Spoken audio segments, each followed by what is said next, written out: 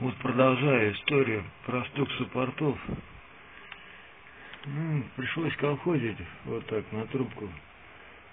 Сделал проволоку, на нее посадил пружинку. С этой стороны приварил такой типа кронштейника, на него одел. Ну вот смотрим, пропал ли стук. Практически нету. Конечно, идеальной тишины тут не будет, но кто смотрел предыдущий ролик, вон видно люфт какой.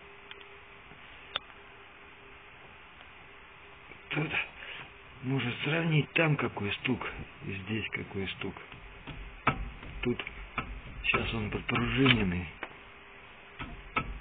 Сейчас уже никакого стука тут нету, можно сказать.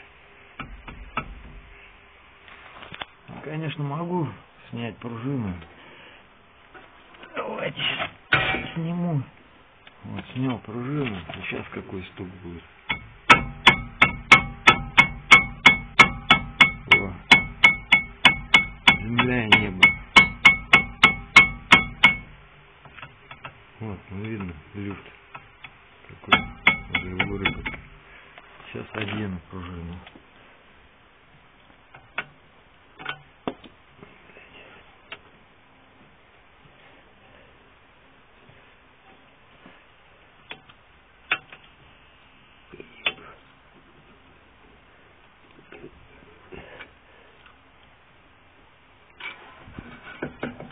Вот, одел.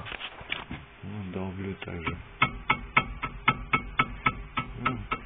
Процентов 5-10 осталось шума. Уже так громыхать не будет. Вот видно, что он подпружиненный. Так что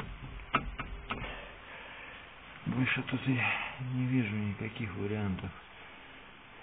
Рулежка как бы она не мешает все это дело. До пыльника там далеко, тем более это сейчас колеса нету. Пружина отдавила стойку. Я сейчас поставлю, все это выровняется и ничего не должно мешать. Так что вот с таким же усилием бью, и сейчас можно сказать уже не тишина, но такого дребезга уже не будет, 100 пудов. Вот так, как-то так. Ладно, всем удачи и не ломаться.